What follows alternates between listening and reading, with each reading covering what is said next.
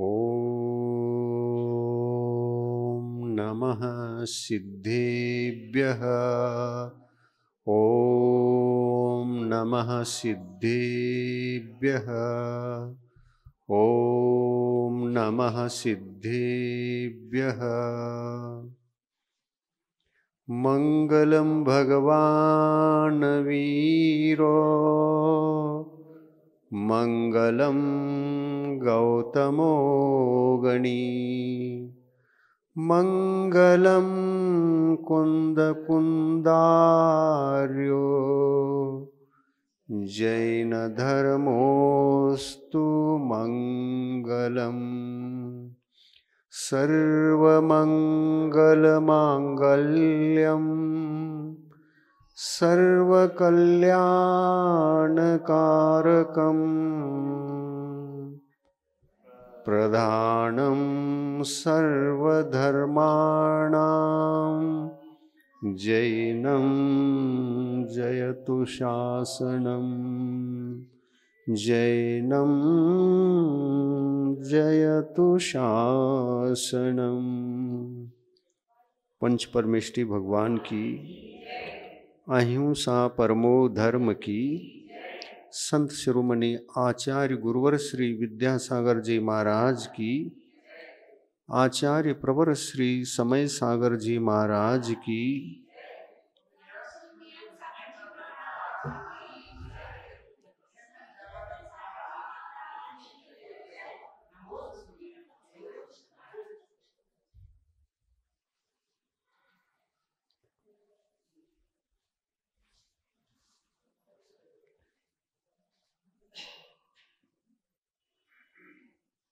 व्यवहार और निश्चय संबंधित मोक्ष मार्ग का यहाँ पर कुछ दिनों से विश्लेषण हो रहा है। इस विश्लेषण में कई विशेषताओं को लेकर के नवीनतम विषयों को सुनने को भी प्रतिनित्य मिल रहा है। उसी तरह आज के दिन भी कुछ विशेष नवीन बातों पर प्रकाश डालने हेतु आज हम मार्ग की चर्चा करेंगे।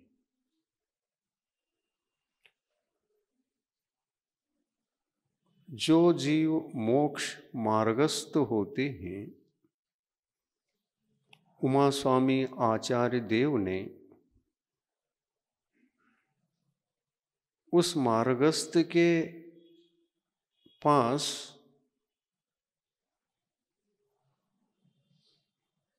धर्म होता है और वह धर्म रत्नत्रय स्वरूप अहिंसामयी धर्म होता है। रत्नत्रय धर्म अहिंसा का बहुत बड़ा रूप है। यदि रत्नत्रय धर्म को हम जीवन में अंगीकार कर लें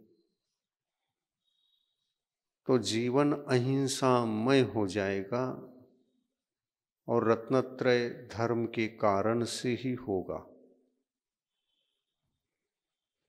क्योंकि रत्नत्रय कहने से तीन रत्न इसमें होते हैं। एक सम्यक दर्शन, दूसरा सम्यक ज्ञान और तीसरा सम्यक चारित्र।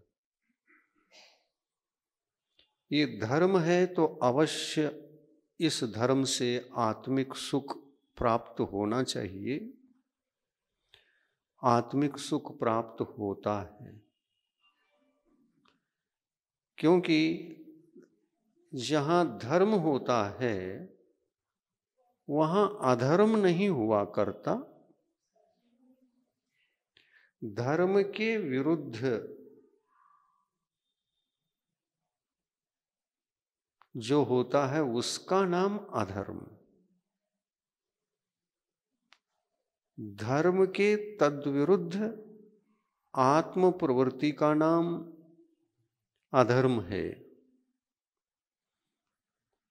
और धर्ममय प्रवृत्ति का नाम धर्म है, और उसी धर्म का नाम है सम्यक दर्शन, सम्यक ज्ञान और सम्यक चारित्र। सीधी बात है, सम्यक दर्शन को सम्यक दर्शन क्यों कहते हैं? प्रश्न उठता है, और उसका उत्तर भी स्वाभाविक रूप से ही थोड़ा बहुत भी आप चिंतन करेंगे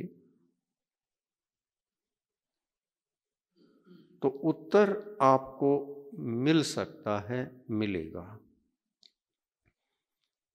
सम्यक दर्शन, दो शब्द जुड़कर एक शब्द बना। सम्यक अर्थात सत्य, यथार्थ, समीचीन। दर्शन अर्थात मत, मान्यता। दर्शन का अर्थ दृष्टि भी है।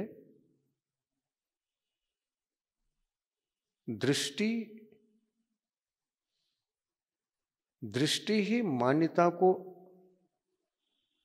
निर्माण करती है। हमारी दृष्टि यदि हमारे ही भीतर रहने वाले दुख के कारणों को हटाने की ओर लग जाती है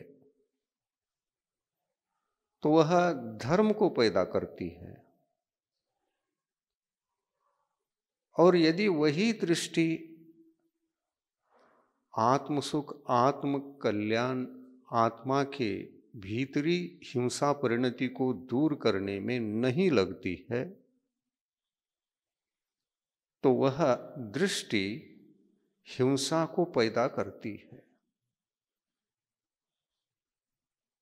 इसलिए दृष्टि कहो अथवा मत कहो, बात तो एक ही घटित होती है। दृष्टि शब्द का एक पर्यायवाची शब्द यह भी कह सकते हैं दर्शन। दर्शन यानी देव दर्शन नहीं, दर्शन यानी श्रद्धा। आगम ग्रंथों में दर्शन को श्रद्धा के रूप में ग्रहण किया है। श्रद्धा और दर्शन में यदि कोई भेद नहीं है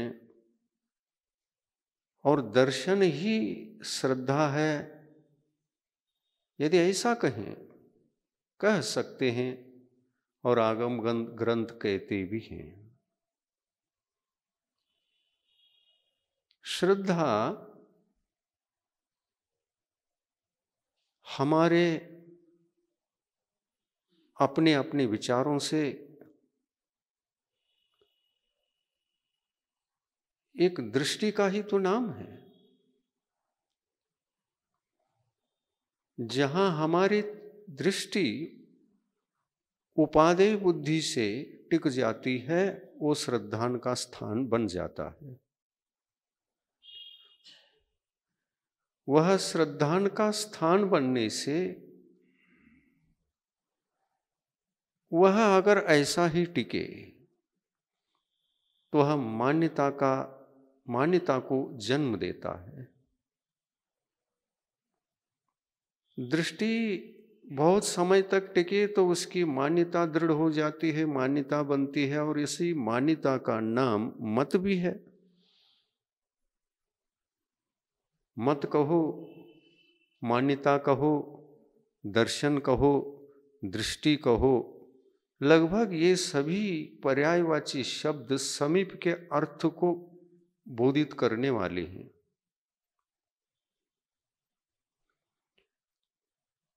ये विषय शब्दों के उलझन के कारण थोड़ा कठिन जरूर लगते हैं, लेकिन शब्दों का बोध होने पर अपने आप यह विषय सरल बन जाता है। और इसीलिए हमको शब्दों की ओर ज्यादा ध्यान देकर शब्दों के एक एक अर्थ को समझना चाहिए, याद रखना चाहिए और चिंतन मनन भी करना चाहिए। तो जैन दर्शन के सिद्धांतों को, तत्वों को समझने में सरलता होगी।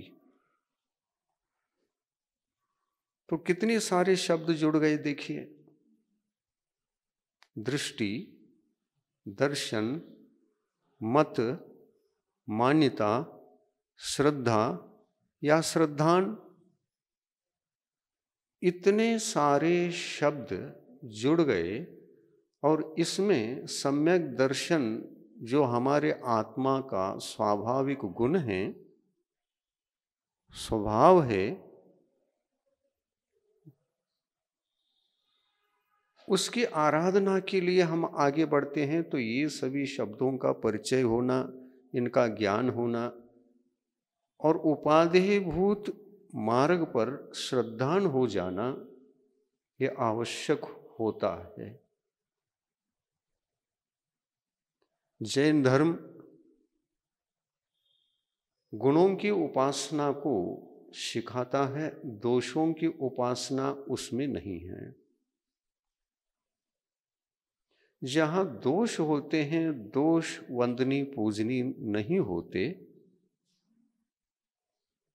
गुण वंदनी पूजनी होते हैं। और मोक्ष मार्ग में प्रथम सीढ़ी के नाम से प्रसिद्ध अगर कोई धर्म है तो सम्यक दर्शन है। और सम्यक दर्शन के साथ जो ज्ञान होता है, वो ज्ञान उसके साथ रहता ही है। चार गतियों में क्या सम्यक दृष्टि जीवों का अस्तित्व नहीं है? सब जगह सम्यक दृष्टि जीव हैं, नरकों में भी हैं, देवगति में भी हैं, मनुष्य गति, तिर्यंच गति, सब जगह सम्यक्त्व को धारण करने वाले जीव हैं। तो ये कहना चाहिए कि धर्मात्मा जीव सब जगह हैं। क्या सभी धर्मात्मा जीवों को हम रत्नत्रय धारक मान सकते हैं या समझ सकते हैं? नहीं, न मान सकते हैं, न समझ सकते हैं, न कह सकते हैं। यद्यपि चारित्र का अभाव होने से वहां रत्नत्रय नहीं है। देवगति में चारित्र धर्म नहीं, नरक गति में चारित्र धर्म नहीं, तिर्यंच गति में चारित्र धर्म है तो एक देश है, पूर्ण रूप से चारित्र धर्म नहीं है। बची मनुष्य गति। मनुष्य गति में चारित्र धर्म की प्राप्ति भी संभव है, लेकिन मनुष्यों का अस्तित्व भी चार जगह हुआ करता है: भोग भूमि, कुभोग भूमि, म्लेच्छ खंड और आर्य खंड। यहाँ पर मुख्य रूप से समझने की बात है, सम्यक दर्शन की उत्पत्ति यद्यपि केवल संगी पंचेंद्रिय जीव और उसमें भी जो भव्य होता है उसको, और जागृत जीवन जी रहा हो, धर्म के प्रति आकृष्ट हो, तो वह जीव मार्ग के प्रति आकर्षित होकर मार्गस्थ बन सकता है। यहाँ पर हम मार्गस्थ की चर्चा यदि करने का प्रयास करते हैं तो उमा स्वामी आचार्य देव ने मार्ग का स्वरूप ही बतला दिया। तत्वार सूत्र ग्रंथ के आदि सूत्र के माध्यम से ही बताया। सम्यक दर्शन ज्ञान चारित्राणि मोक्ष मार्ग। सम्यक दर्शन, ज्ञान और चारित्र, इन तीनों का मिलन, इन तीनों का समावेश जिस धर्म में हो उस धर्म का नाम रत्नत्रय धर्म। तीनों की समष्टि का नाम रत्नत्रय धर्म है। और यह रत्नत्रय धर्म मनुष्य गति के आर्य खंड के मनुष्यों को मात्र उपलब्ध होना संभव है। और इसलिए मनुष्य पर्याय की वैसे ही कीमत बढ़ जाती है, क्योंकि जिसको अहिंसा धर्म कहा है, परिपूर्ण अहिंसा का जीवन जीना हो तो आर्य खंड में ही जन्म लेना अनिवार्य होगा। अन्यत्र कहीं भी अहिंसामय जीवन को परिपूर्ण रूप से जीने का अवसर ही नहीं। आप कहो भोग भूमि में, म्लेच्छ खंड में, कुभोग भूमि में, इन तीनों जगह मनुष्य तो हैं। और इन मनुष्यों को, जो कुभोग भूमि और सुभोग भूमि के मनुष्य हैं, और स्त्री पर्याय में स्त्री भी हैं, तिर्यंच पर्याय में तिर्यंच और तिर्यंचनी भी हैं। भोग भूमि कुभोग भूमि हो या सुभोग भूमि, तिर्यंच तिर्यंचनी को, मनुष्य मनुष्यनी को, सबको जो हमारे लिए मोक्ष के कारणीभूत सनन हैं, आर्यखंड वालों को, वो सनन का नाम वज्र वृषभ नाराज सनन है। और ये वज्र वृषभ नाराज सनन, कर्म भूमि में तो 6 प्रकार के सनन होते हैं चौथे काल में। भरत और ऐरावत क्षेत्र की अपेक्षा से यदि चर्चा करें तो चौथे काल में 6 सनन के धारी चतुर्थ काल में और उत्सर्पणी तृतीय काल में होते हैं। तिर्यंचों को भी और मनुष्यों को भी 6 सनन मिलते हैं। और कर्म भूमि के हैं, आर्यखंड के हैं, 6 सनन मिलते हैं। लेकिन भोग भूमि और कुभोग भूमि के तिर्यंच और तिर्यंचनी को देखो तो सदा अनादिकाल से प्रथम सनन के अलावा कोई सनन नहीं मिलता वहां। कितना बड़ा सौभाग्य है अगर उन जीवों को त्याग और तपस्या का शरीर मिला होता। वो भोग शरीर है। भोग भूमि के मनुष्यों का शरीर भोगने के लिए भोग शरीर मिलता है, और कर्म भूमि के मनुष्यों को जो शरीर मिलता है औदारिक शरीर, उनका भी औदारिक है। कर्म भूमि के जीवों का शरीर भी औदारिक है। और ये औदारिक शरीर कर्म करने का शरीर है, वहां भोगने का शरीर है। दोनों में यही अंतर है। और भोगने का जो शरीर होता है वो स्थायी है। कभी उन जीवों को पहले सनन, प्रथम सनन को छोड़कर अन्य सनन न मिलते हैं, न मिल सकते हैं, न मिलेंगे। द्वितीय आदि सनन नहीं है, प्रथम सनन ही मिलता है, लेकिन मोक्ष नहीं। रत्नत्रय धर्म की प्राप्ति उसके माध्यम से कर नहीं सकते, क्योंकि जेल में डाला गया है। वो भोग भोगने का जेल है। और उस जेल में कहां से गए वहां? यहीं से गए। न स्वर्ग से आए, न नरक से आए।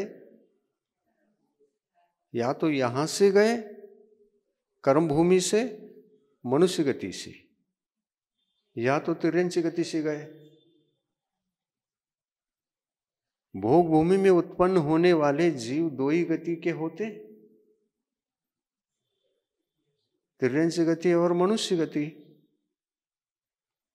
और किस कारण से जीव भोग भूमि में जन्म लेता है ये पूछो तो वह कुपात्र या अपात्र दान के प्रभाव से या सम्यक दर्शन के प्रभाव से भोग भूमि में जाता है।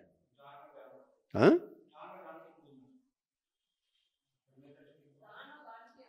हाँ,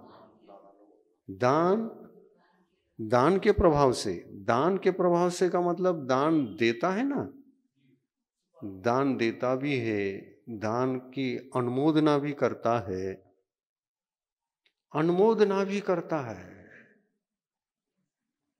सत्पात्र को दान देते समय हाथ जोड़कर बड़े भाव भक्ति से पवित्र भावना बहाते हैं। कैसे?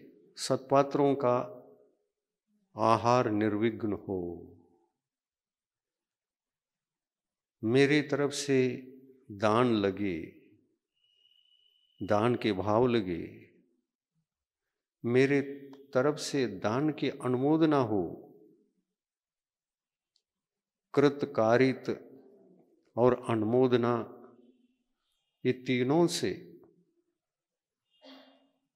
दान हो सकता है। कृत स्वयं देना, कारित दिलवाना और अनुमोदना यानी जो दे रहे हैं उनको देखकर खुश होना, ये भी अनुमोदना है। जो दे रहे हैं वैसा ही देने का सौभाग्य मुझे भी मिले, ये भावना है, लेकिन इससे भी अनुमोदना होती है। सत्पात्र को दान देते समय अनुमोदना करने वाले भी भोग भूमि में जाकर जन्म लेने योग्य पुण्य को यहीं बांधते हैं। तो इस कार्य को, अनुमोदना के कार्य को, दान के कार्य को, दिलवाने के कार्य को पुण्याश्रय और पुण्य बंध में कारण तो मानना ही चाहिए। ऐसे पुण्य को करते हैं इसलिए कर्म भूमि, कर्म भूमि में किया जाता है इसलिए कर्म भूमि। और जो यहाँ किया गया, क्या किया गया? दानानुमोदना से पुण्य किया गया, पुण्य का कार्य कर्म किया गया और उससे संग्रहित पवित्र भावों से, शुभ भावों से जो संग्रहित पुण्य है, वह पुण्य आपको दंडित करता है। तुमने ये किया, अब वहां जाओ। कर्मों के हमको कठपुतलियां, आत्मा कर्मों का कठपुतली बनकर सर्वत्र जन्म मरण करता रहता है। तो उसमें एक नरक भी है, एक देव गति भी है, त्रिंच गति भी है और मनुष्य गति भी है। कर्म भूमि का मनुष्य करता है इसलिए चतुर्गति में जाता है। और चारों गति में जाने के लिए तदयोग्य कर्म का अर्जन भी होना चाहिए, अनिवार्य है। तो चारों गति में प्रवेश करने योग्य तदयोग्य कर्मों का आश्रय और बंध कर्म भूमि में होता है। और कर्म भूमि एक प्रकार से कर्मों को करने की कृषि भूमि है, खेत है। कृषि करो, कर्म भूमि है, कृषि करो। आदिनाथ भगवान ने तो ये बता दिया, कृषि करो या ऋषि बनो, कृषि करो या ऋषि बनो। प्रजा को यही उपदेश दिया और प्रजा जो ऋषि नहीं बन सकती थी वो कृषि करती थी, और जो कृषि करते हैं वो यदि ऋषि बनना चाहे तो ऋषि भी बन सकते हैं। कहा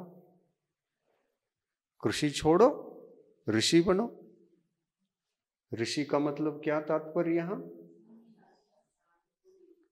दिगंबर साधु बनो, रत्नत्रय धारी साधु बनो, श्रमण बनो, बनो और क्या करो? करो, कर्म भूमि है, कुछ करो। क्या करो? त्याग तपस्या करो। और त्याग तथा तपस्या ये दोनों धर्म की कोटि में आते हैं। धर्म करो, त्याग तपस्या करो का मतलब धर्म का कार्य करो। या तो धर्म का कार्य करो, ऋषि बनो, ऋषि बनकर धर्म क्षेत्र में कृषि करो। हाँ, दोनों का कृषि है। या धर्म की कृषि है और वहां संसार की कृषि है, खेती है। और ये नहीं कहा, ये नहीं कहा हाइब्रिड उगाओ, नहीं, देशी बीज बो, पशुपालन करो, उसके गोबर का भी उपयोग करो,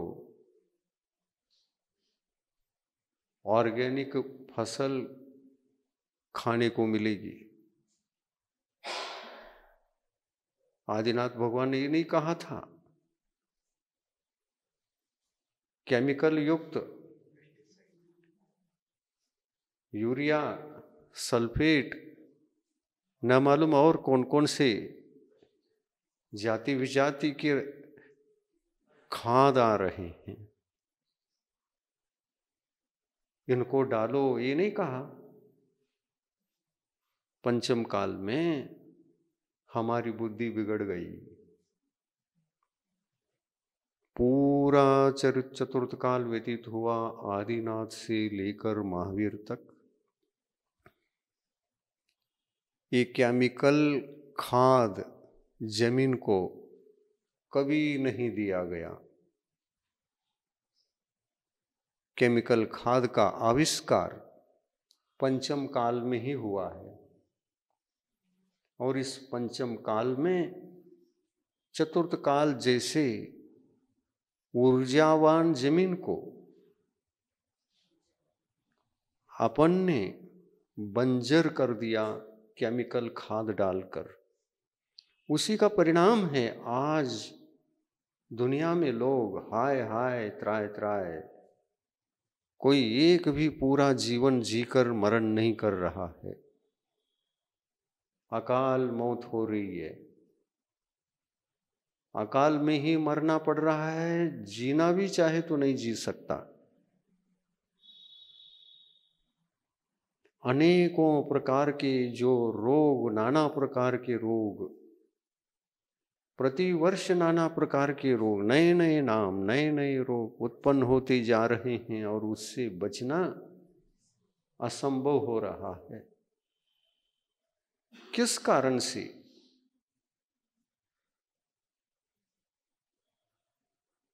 केवल एक भूमि जहरीली होने से। भूमि जहरीली हो गई केमिकल खाद से, और वह खाद अनाप शनाप जब डाला गया,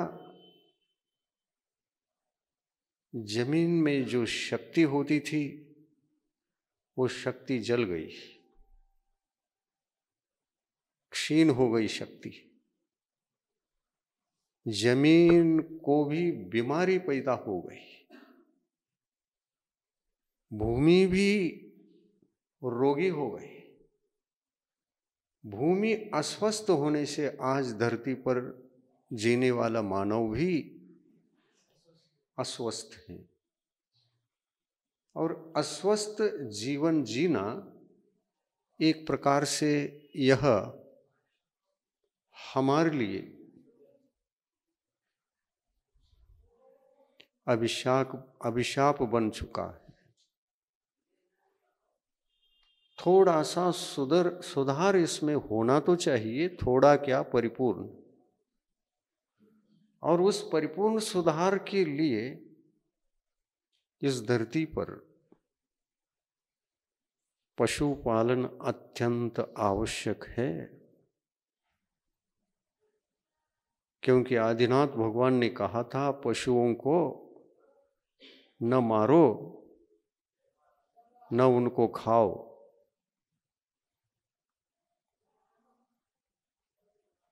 पशु क्या हमारे मूली गाजर की वस्तु हैं जो उन्हें खाते हैं? वो क्या साग सब्जी हैं?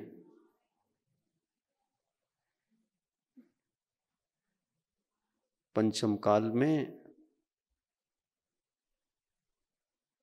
पशुओं की खाने की प्रथा म्लेच्छ खंडों से शुरू हो गई और यह आर्य खंड उसके चपेट में आ गया। उनका प्रभाव, दुष्प्रभाव उनके आने से हम लोगों पर पड़ा और हम लोग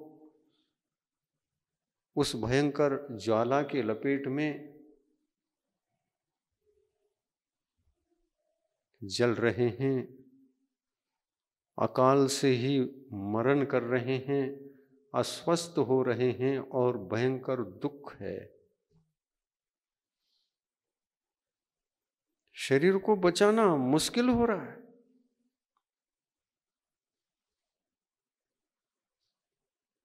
और ऐसी परिस्थिति न आए इसलिए जो आदि तीर्थंकर आदिनाथ भगवान ने समझाया था उसी युग की ओर उनके उपदेश के उपदेश का अनुसरण करके वैसी ही चर्या हमको बनानी पड़ेगी। ऋषि बनो या कृषि करो। कृषि किससे करो? पशुओं के गोबर से कृषि करो। जमीन और ऊर्जावान होती जाएगी। जितने पशुओं की संख्या बढ़े जमीन ऊर्जावान होगी और जितना घटे जमीन को ऊर्जा घट गई। आज मनुष्य इतना अविवेकी, इतना अज्ञानी,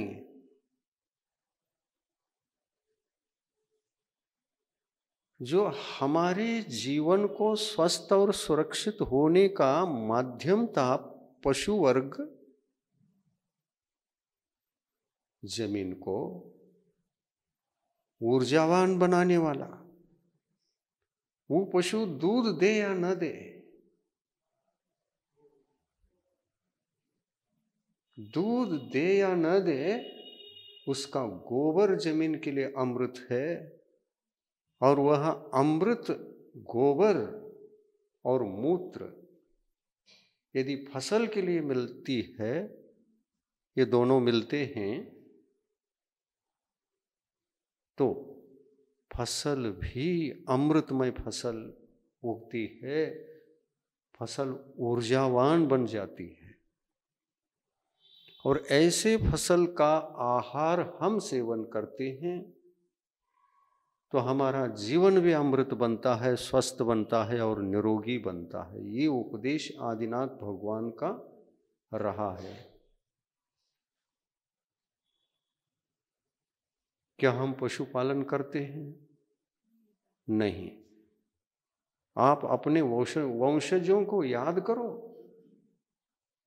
जो आदिनाथ भगवान की सामने प्रजा थी, श्रावक थे, श्राविकाएं थी, गृहस्थ थे, प्रजा थी।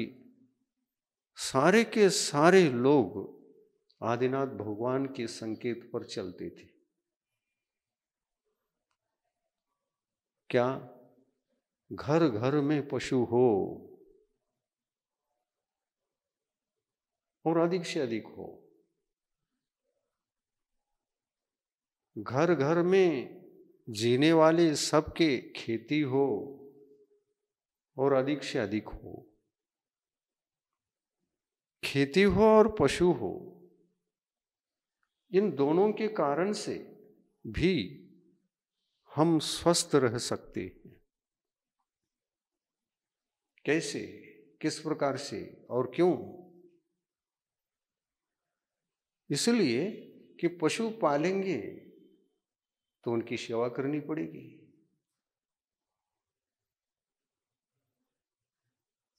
है? सेवा करनी पड़ेगी। सेवा करने के लिए हाथ पांव हिलेंगे कि नहीं? तो एक्शन शुरू होता है, और इस एक्शन के साथ हम 24 घंटे खेत में जा रहे हैं, फसल की सेवा कर रहे हैं, पशुओं के पास जा रहे हैं, उनकी सेवा कर रहे हैं। इतना भी कर ले कोई मनुष्य स्वस्थ रह सकता है। उसको दवाई खानी नहीं पड़ेगी, स्वस्थ रह सकता है, क्योंकि उनके हाथ पांव चलायमान रहेंगे। आज चलायमान नहीं, बैठे बैठे जीवन जा रहा है कुर्सी पर, घर में बैठे बैठे ही समय जा रहा है, जीवन जा रहा है, और बैठा बैठा शरीर कभी स्वस्थ रह नहीं सकता। पहले के लोग शरीर से कितने दृढ़ होते थे। आज भी लोगों को देखो जो वृद्धावस्था में हैं, उनके दादा बाप पहले के मतलब समीप के वंशज सभी खेती करते थे। कुछ खेती किया है, कुछ मेहनत किया है, इसलिए उनका शरीर दृढ़ है। शुद्ध दूध, शुद्ध घी, शुद्ध मक्खन, शुद्ध दही, शुद्ध मही, मट्ठा खाते थे, और इसीलिए उनका शरीर अत्यंत सुदृढ़ था। और बचपन से ही आहार में, आहार की पद्धति में जो इस प्रकार के खान पान की वस्तु हो, तो वो पूरा जीवन जी सकता है। उनको बीमारियां मालूम ही नहीं थी। ये कैंसर क्या है उनको पता ही नहीं था, क्योंकि लाखों में एक आध व्यक्ति को कहीं हो जाए बात अलग है, परंतु ये कैंसर इतना फेमस हो गया, आज घर घर में कैंसर की बीमारी, शुगर की बीमारी आज हम आंखों से देख रहे हैं। किस कारण से? हम आदिनाथ भगवान के सब उपदेश भूल गए, बहुत दूर चले गए। बैठे बैठे हमारा जीवन गुजर रहा है। अब तो बैठने के लिए छोटा सा टेबल चाहिए पड़ता, घुटने नहीं, घुटने ठीक नहीं, हड्डियां खिसक गई हैं, गैप हो गया है।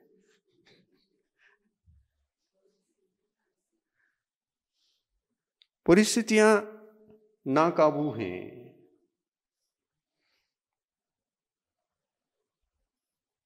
क्या करना पड़ेगा? पुनः आदिनाथ भगवान के युग को हमें जीना पड़ेगा क्या नहीं? जीना पड़ेगा। इस दिशा में हमको प्रयास करना होगा। एमपी में जितने आप लोग जैन समाज के हैं, लगभग बहुत सारे लोगों की खेती भी है कि नहीं है? खेती भी करते हैं और व्यापार भी करते हैं, इसलिए आप वैश्य हैं। व्यापार किसी का भी कर लो, आप वैश्य हैं। खेती करो तो वैश्य हैं। खेती ही माध्यम है जीवन जीने के क्षेत्र में, खेती ही साधन है भौतिक जीवन जीने के लिए। तो खेती भी तो व्यवसाय है ना। व्यवसाय क्या है? खेती है। व्यवसाय क्या है? व्यापार है। तो जीवन जीने का जो साधन है व्यापार भी है और खेती भी है। देखिए, खेती और व्यापार इनको करने वाले कभी बीमार नहीं पड़ते, पर व्यापारी की अपेक्षा से खेती करने वाले सदा स्वस्थ रहते हैं।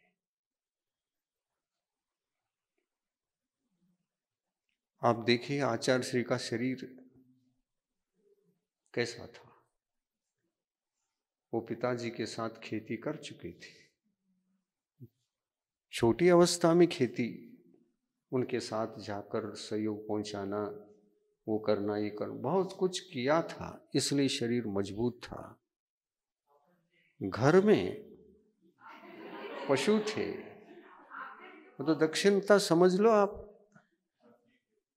दक्षिण के सभी जैन अपने हाथों से खेती करते हैं, लगाते नहीं।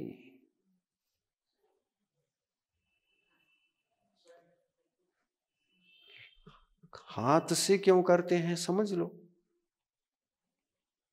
पैसा है, सब है, हाँ, बहुत कुछ बड़ा काम हो, अकेले को नहीं हो सकता हो, तो वो मजदूरों को रख करके करवाते भी हैं और स्वयं भी करते हैं। लेकिन स्वयं करते हैं, क्यों करते हैं? उनसे पूछो। हम इसलिए करते हैं, अगर इसको करना छोड़ करके घर में बैठ जाएंगे तो एक तो आदिनाथ भगवान के उपदेश का उल्लंघन होगा। आदिनाथ भगवान ने जो उपदेश दिया था, कृषि करो या ऋषि बनो, हम तो ऋषि नहीं बन सकते, कृषि करेंगे तो स्वयं अपने हाथों से करेंगे, हमको ही उपदेश दिया था। है, हमको ही तो उपदेश दिया था। नहीं नहीं, हम तो जैन हैं, हम व्यापारी हैं, कृषि नहीं करेंगे। अरे वाह, कृषि नहीं करोगे तो न इधर ऋषि बन पाओगे और और न कृषि करोगे, व्यापार में अटक जाओगे। तो व्यापारी भी इतना मेहनत नहीं करता, वो भी बीमार पड़ जाता है।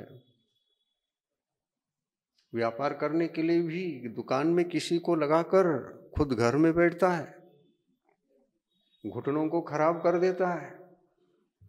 बैठे बैठे प्रमाद का जीवन जीने वाले कभी स्वस्थ नहीं रह सकते, और घर में रहते हुए ही शरीर यदि अस्वस्थ रहा तो अस्वस्थ शरीर से ऋषि क्या बनोगे, कैसे बनोगे?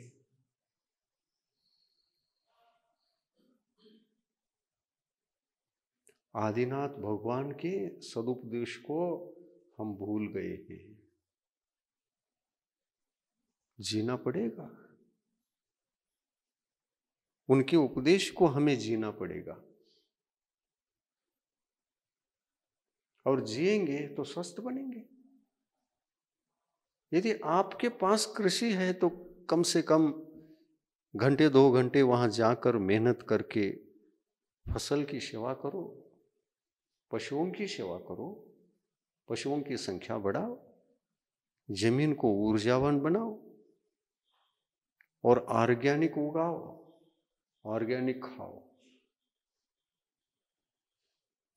स्वस्थ रहोगे, मस्त रहोगे, और स्वस्थ और मस्त जीवन कल के दिन कृषि छोड़ोगे तो ऋषि भी बनेंगे, बन सकते हैं। ऐसे उपदेश को हमें भूलना हुआ है, हमारी गलती हो चुकी है, इस गलती को सुधारना होगा। और यदि इसमें सुधार लाना प्रारंभ हो गया तो स्वस्थ जीवन जीने की भूमिका तैयार होगी। और एक ही मार्ग है, मेहनत करो, आलसी मत बनो। मेहनत का जीवन ही स्वस्थ जीवन, मस्त जीवन रहता है। देखिए, आप स्वस्थ जीवन जीने के लिए क्या कर रहे हैं आज? जिम जा रहे हैं, जिम जिम।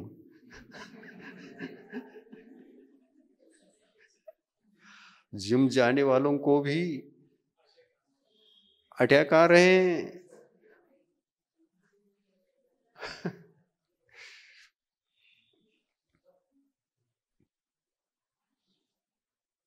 क्यों? क्योंकि जिम जाना वो हलन चलन यद्यपि नैसर्गिक नहीं है ना, कृतक है वो। शरीर क्या चाहता है? नैसर्गिक प्रवृत्ति चाहता है, कृतक प्रवृत्ति नहीं। खेलना, खेल खेलना भी कृतक है, नैसर्गिक नहीं। लेकिन एक खेत में जाकर मेहनत करना, ऊपर से सूर्य का प्रताप है, ऊपर से सूर्य का प्रताप है और नीचे मेहनत है। घूंट घूंट पानी पीते हुए कृषक खेती करता है। सूर्य के प्रताप से शरीर की जो पसीना है वो स्वभावतः बाहर निकलने लगता है, निकलने लगता है, स्वाभाविक है। और खेत फसलों से लदालद भरा हुआ होता है। ऑक्सीजन 100% मिलता है तो खेत में मिलता है। और आप 2-3 घंटे 4 घंटे भी काम करके आएंगे खेत में तो भरपूर ऑक्सीजन से शरीर भर जाता है। और खाने के पश्चात जो शरीर में मल मूत्र पसीना ये हैं विकार, अच्छी तरह से अन्न पच जाता है। मल मूत्र एकदम उस शरीर में मेहनत होने के कारण से अच्छी तरह से पचकर हमारे आंतें, हमारे लीवर सभी सक्रिय रहने से और शुद्ध हवा, शुद्ध ऑक्सीजन, शुद्ध आहार मिलने से शरीर अत्यंत दृढ़ होता है। कृषि करने वालों का शरीर ही अत्यंत दृढ़ होना संभव है, अन्यथा संसार में कोई ऐसा उपाय नहीं कृषि को छोड़कर अत्यंत स्वस्थ रह सके, ऐसा कोई उद्योग है? यदि हो, कपड़े का दुकान है, बोलो ऑक्सीजन कहाँ से मिलेगा उसमें? कपड़े की गंध आती है। वो भी केमिकल है। हाँ, भांडियों का दुकान है, बर्तनों का दुकान, उसमें भी कहां से ऑक्सीजन मिलेगा? किराना दुकान है, दुकानों में कहां, बंदित एक रूम में बैठे रहते हैं, ग्राहक की प्रतीक्षा में रहते हैं, कहां ऑक्सीजन मिलेगा? महाराज ग्राहक ही तो ऑक्सीजन हमारे लिए। ग्राहकों की लाइन बढ़ जाए तो 100% ऑक्सीजन उस दिन मिलता है। तो यह जीवन श्रेष्ठ नहीं है।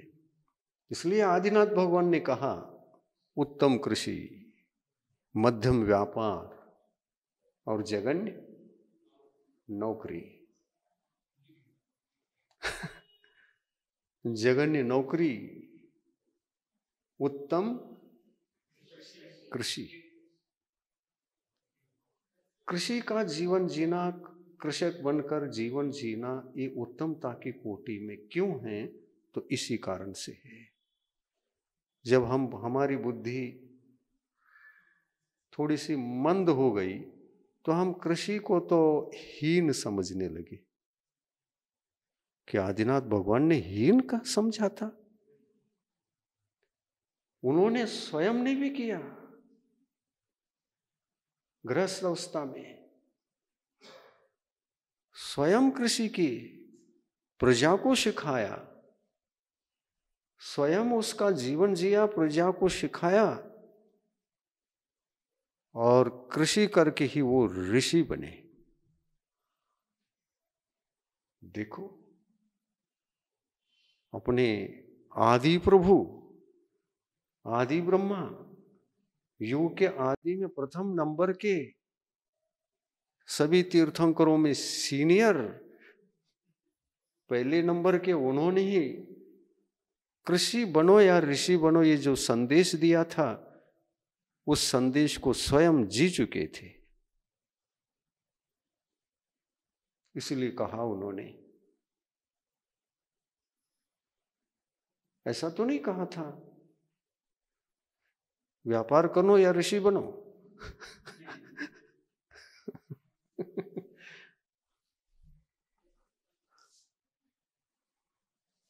व्यापारी का शरीर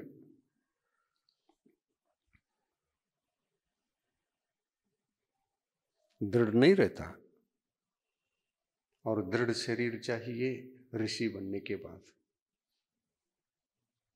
क्योंकि वहां 22 वर्ष सहन करना है। हाँ, आदिनाथ के युग में भी जो प्रजा हुआ करती थी, वो 6 सनन को धारण करने वाली प्रजा थी। पर कोई भी सनन धारण करने वाला मनुष्य क्यों न हो, वो खेती को पसंद करता था। क्यों? क्योंकि खेती करते समय जो मजा आता है, वो व्यापार में मजा नहीं है। वो जो आनंद, वह जो सुख मिलता है, वो और किसी जीवनोपाय में नहीं है।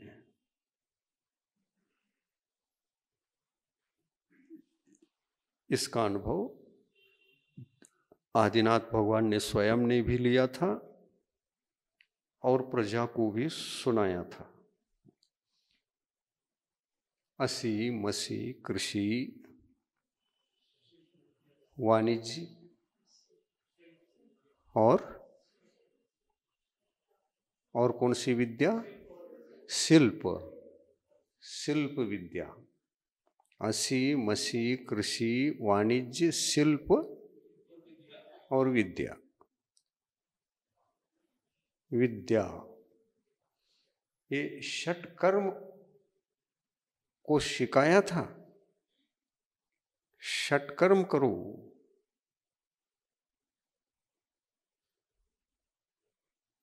षटकर्म करो कहा था। हम षटकर्म में जो उत्तम कर्म था उसको भूल गए, और इसलिए दुर्दशा पंचम काल में हम लोगों की हो रही है। दूर दूर तक जाते हैं शरीर इलाज के लिए, लाखों का खर्चा होता है, घर की इकोनॉमी कमजोर पड़ जाती है, समस्याएं उत्पन्न होती हैं, उन सब का सामना कर रहे हैं,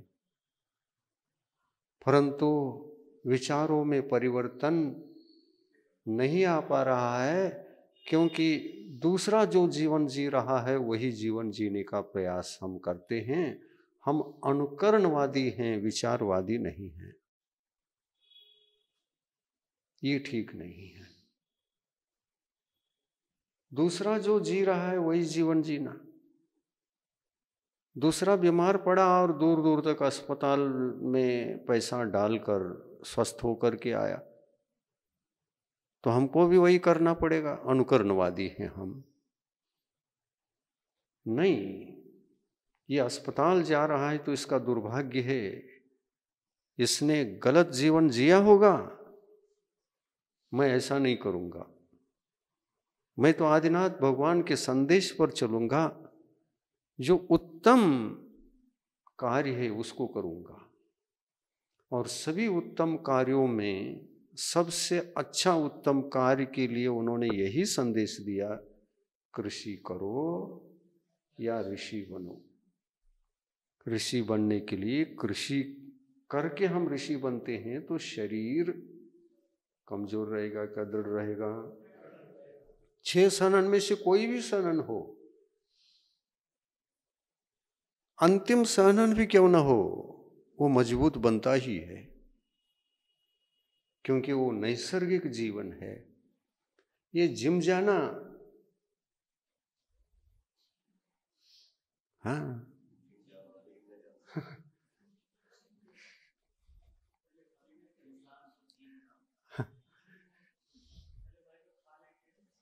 हाँ, ये जिम जाना इतना नैसर्गिक जीवन नहीं है।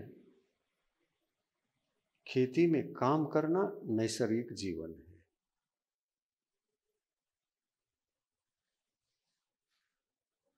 अपन ने कभी भी दक्षिण में ये नहीं देखा कि घर घर में लोग बीमार हैं। आज भी बहुत कम लोग बीमार हैं। आजकल जो बीमारी आ रही है वो जो फसल गलत उग रहा है, फसल के कारण से, क्योंकि वो जहरीली हो गई है, उसी का अन्न वो खा रहे, तो उन पर भी प्रभाव पड़ रहा है। लेकिन परसेंटेज कम है, यहां अधिक है, उधर कम है।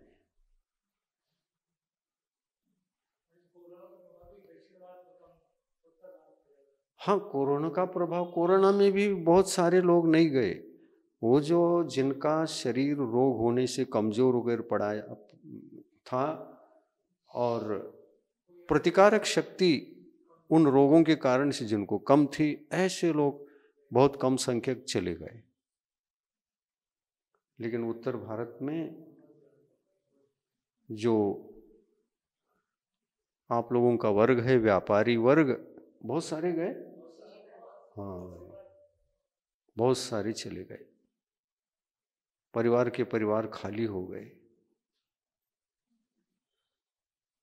देखो, व्यापार तो करो ही, लेकिन खेती भी रखो, पशुपालन भी करो, और संतान को एक नहीं, 2 नहीं, जरा आचार्य श्री के परिवार को तो देखो, कितने लोग थे। मल्लप्पा जी को और श्रीमती को कितनी संतान थी, जरा उनका गुणगान गाते हो, लेकिन उनका भी जीवन नहीं जी पा रहे हैं। कितने? 6?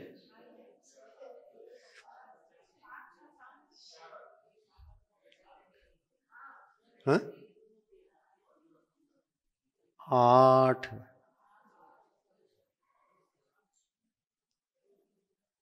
8 संतान का परिवार था।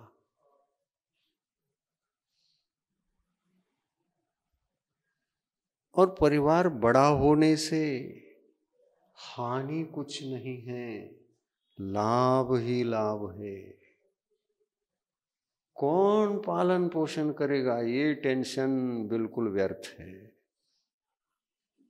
नहीं, अधिक लोग रहेंगे तो हर कार्य को मिल के करेंगे तो 1 घंटे में पूरा कार्य समाप्त होता है। क्या टेंशन?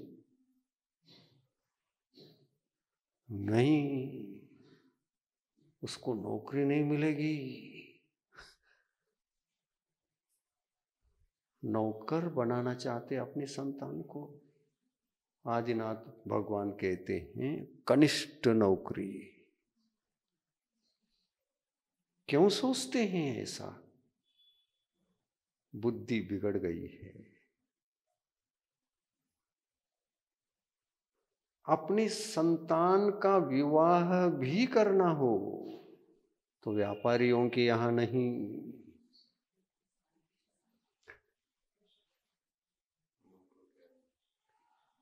जो कृषि करते हैं एक कृषक के साथ विवाह करो। आदिनाथ भगवान का जीवन जीने का मौका मिलेगा अपनी संतान को। दक्षिण में महिलाएं भी कृषि करती हैं, मल्लप्पा जी के साथ श्रीमती भी जाती थी कृषि करने के लिए। संस्मरण किसी ने सुनाया, लेकिन हम लोगों ने आंखों से देखा है। पशुओं का पालन घर में होता था। गाय भैंसे बंधी हुई होती थी दूध के लिए। खाने को अच्छा ताजा घी, दूध, मक्खन ताजा ताजा, उसी को श्रीमती ने अपने बालकों को खिलाया था। और इसलिए सबके सब बालक दृढ़ शरीर वाले कृषि करके ऋषि बने। और कृषि करने की प्रेरणा माँ बाप से मिली। छोटी अवस्था से खेत ले जाते थे साथ में। आज संडे है, सैटरडे है, चलो खेत में भी काम करना बहुत आवश्यक है शरीर के लिए। छुट्टियों में खेत में मेहनत करते थे, विद्यार्थी अवस्था में भी। और स्कूल पढ़ाई पूर्ण हो गई तो उसके पश्चात तो लगातार खेती करने के लिए ही गए। और इसीलिए आचार्य श्री का शरीर इतना दृढ़ था। आप शांति सागर महाराज का देखिए, वो कुएं में से पानी खींचने वाला 2 बैल खींचते थे। और उसको क्या बोलते हैं आप लोग? हाँ, रहट। रहट एक झोली बांध दिया जाता था रस्सी से, वो वाला रहट का मतलब ये डिब्बे नहीं। हाँ, उस मस्क मस्क बोलते हैं। हाँ, बैल खींचते थे। तो 2 बैल खींचने लायक मस्क को कभी गाय बैल थक गए तो शांति सागर महाराज का शरीर गृहस्थ अवस्था में इतना बलवान था कि अब तो बैल थक गए, अब मैं ही खींच लेता हूं। स्वयं ही उस मशक को पानी भरा हुआ जो 2 बैल खींचते थे वो स्वयं खींचते थे। हाँ, शरीर दृढ़ बनता है क्योंकि उनके घर में जो पशु हैं, पशुओं का घी, दूध, उससे बनी वैरायटी, वो सब खाने को मिलती थी ताजा ताजा। और मेहनत से वो सब खा करके पचाने की शक्ति होती ही है, स्वाभाविक रूप से शरीर में होती है। और ऐसे अन्न खाकर दक्षिण के जो बड़े बड़े आचार्य हैं, कुंद कुंद आचार्य, समंतभद्र आचार्य, उमा स्वामी आचार्य, यतिवृषभाचार्य, धर्षेन आचार्य, पुष्पदंत भूतबली आचार्य, जिनसेन आचार्य, गुणभद्र आचार्य, जो पंचम काल में जैन धर्म के शासन को, शासन के सिद्धांत को, शास्त्र को संभाला है, लिख करके रखा है, शास्त्र निर्माण किया है, तो ये दक्षिण के आचार्यों ने किया है। भद्रभाव श्रुत केवली के पश्चात जो आचार्य परंपरा, क्योंकि भद्रभाव स्वामी उधर गए दक्षिण में, और दक्षिण में जाने के पश्चात वो 12,000 मुनियों के साथ गए थे उत्तर भारत से। और 12,000 मुनियों को, आदि संघ को यहाँ छोड़ के गए थे। टोटल वह संघ 24,000 मुनियों का था। और एक से बढ़कर के एक तपस्वी, ज्ञानी, श्रुत शास्त्र के ज्ञाता, किसी को 7 अंग, 8 अंग, 10 अंग, अलग अलग रूप से जिन मुनियों को जितना क्षोभशम होता था उतने अंगों के ज्ञान के धारी भी मुनि महाराज कई थे उसमें। उस समय एक ही आचार्य परमेष्टि थे। दीक्षित करने वाले आचार्य परमेष्टि एक ही थे, अनेक नहीं थे, अनेक नहीं थे। आचार्य परमेष्टि एक ही थे। महावीर भगवान जब जन्मे, महावीर भगवान तीर्थंकर के रूप में एक के थे, एक ही थे कि अनेक पैदा हो गए थे? एक ही थे।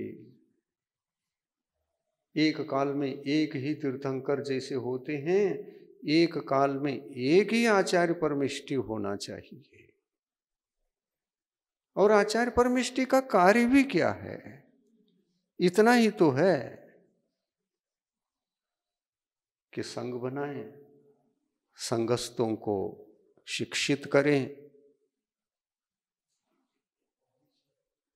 दीक्षित करें और दोषों को प्रायश्चित दे दें। 3 कार्य हैं आचार्य परमेष्टि के, और ज्यादा तो है ही नहीं। क्या करना? दीक्षा देकर संग संभाले, आत्म कल्याणार्थी भव्य जीव कल्याण के इच्छुक उनको शरण दे, शिक्षित करें, दीक्षित करें।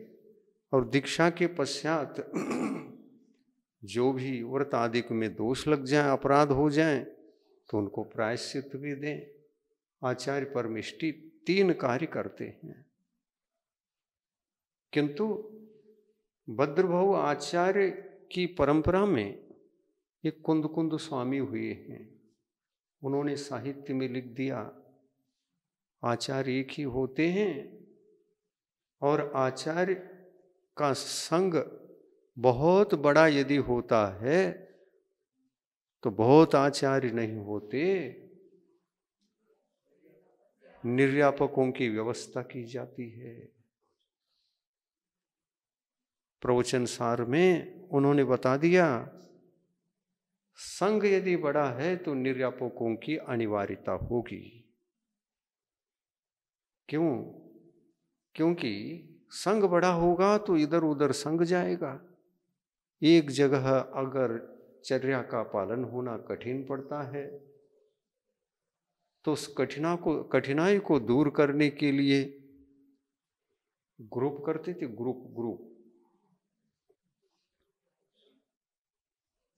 ग्रुप वाइज ग्रुप बनाकर छोड़ देते थे। उनके साथ में एक निर्यापक होते थे। आचार्य परमेष्टि दीक्षा देकर साधुओं को निर्यापक, एक किसी को निर्यापक बनाकर उनको आगे करते थे। तो संघ की चर्या स्वस्थ पालन हो, रत्नत्रय की आराधना सबके अच्छी तरह से हो, इस उद्देश्य से कितना भी बड़ा संघ क्यों न हो, निर्यापकों की व्यवस्था होती थी। आचार्य परमेष्टि अनेक नहीं बनते थे। ये आजकल प्रथा प्रथा बन गई, बहुआचार्याणाम देश हो गया। यह देश बहुत आचार्यों का नहीं और बहुत तीर्थंकरों का नहीं। एक काल में एक ही आचार्य, एक ही तीर्थंकर होते थे। अब भगवान के समोशरण में भी देखिए, गणधर परमेष्टि अनेक होते थे, लेकिन उसमें मुख्य गणधर तो एक ही होते थे और उन्हीं के द्वारा दीक्षित होते थे। भगवान तो दीक्षा देते नहीं, वीतरागी हैं। भगवान का उपदेश सुन लो, ज्ञान प्राप्त करो, वैराग्य प्राप्त करो, और दीक्षा किससे लो? गणधर परमेष्टि। तो गणधर परमिष्टि का नाम गणधर परमिष्टि क्यों है? गण को धारण करने वाले गणधर परमिष्टि। और फिर गणधर परमिष्टि के नाम से गणधर परमिष्टि हैं, तो और भी तो होती थे। गणधर देवाः, प्रति गणधर देवाः। तो आचार्य परमिष्टि के नीचे जो प्रति गणधर होते थे वही तो निर्यापक हैं, सहयोग पहुंचाने वाले, संघ को संभालने वाले, वही तो निर्यापक हैं। ये उल्लेख है कि नहीं शास्त्रों में? गणधर, प्रतिगणधर। प्रतिगणधर यानी मुख्य गणधर क्या? नहीं, संघ को संभालने वाले, लेकिन निर्यापक की तरह काम करते। तो इस तरह से उस समय भगवान भी थे, भगवान भी थे। गणधर यानी आचार्य परमिष्टि, शिक्षा, दीक्षा और प्रायश्चित देने वाले गणधर भी थे, और गणधरों को सहयोग करने वाले प्रति गणधर भी थे।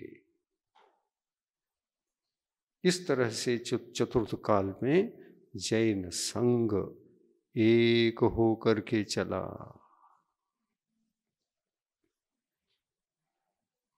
आज सब भूल गए,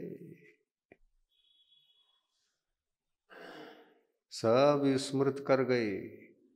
ये होता क्यों है?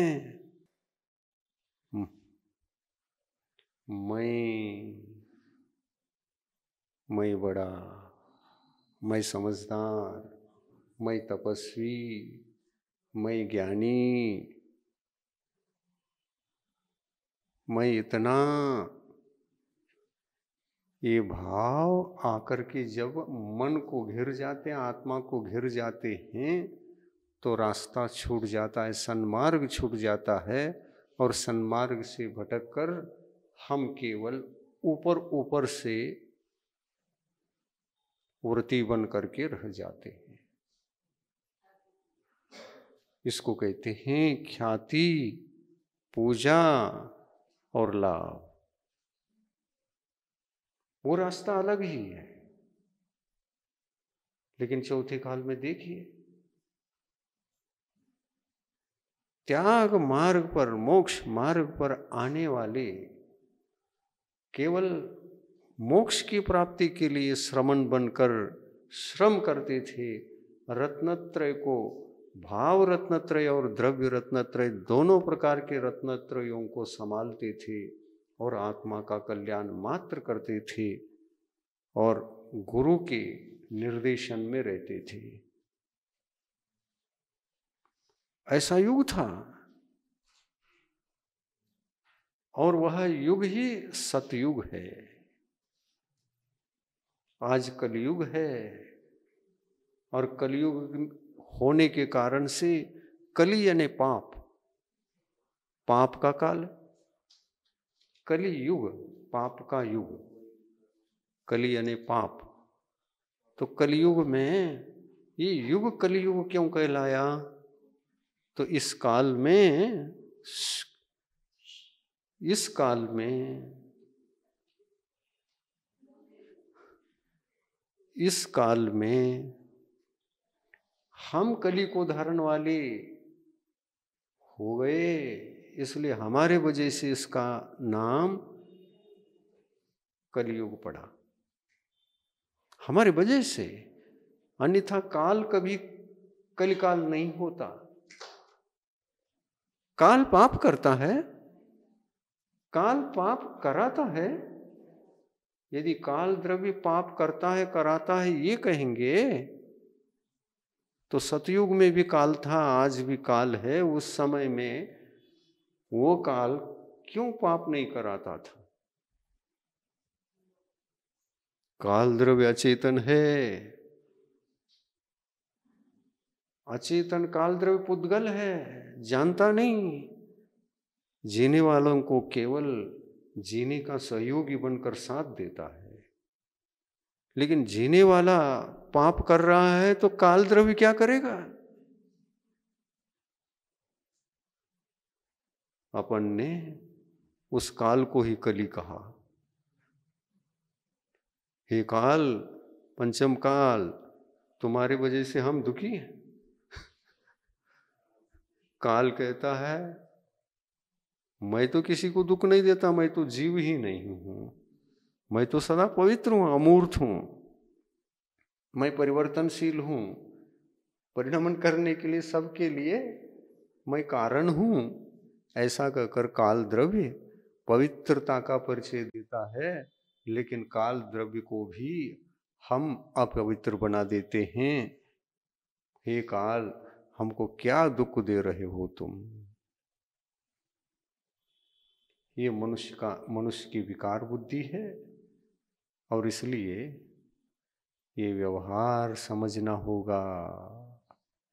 जीने का व्यवहार समझेंगे तो हमको निश्चय धर्म की ओर बढ़ने का अवसर प्राप्त होगा। ये व्यवहार निश्चय का जो मूलभूत उपदेश था बहुत अच्छा था, लेकिन ये थोड़ा सा विषय जनरली गया।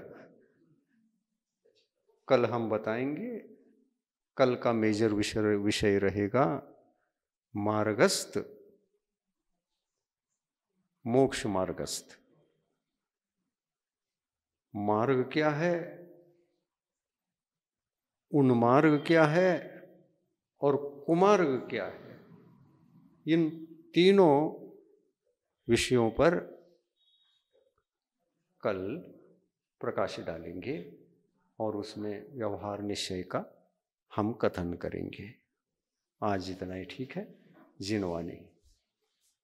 प्रभु देव तुम्हारे पवित्र मुख से निःसृत जो शीतल वाणी, जग जन मन के मल को धोती, अतः कहाती जिनवाणी। जयवंतो माँ जग में तब तक जब तक सूरज चांद रहे, शीश नवाते कर्म हरो माँ, अब तक हम विषयांध रहे, अब हम ना विषयांध रहे। जिनवानी माता की जय।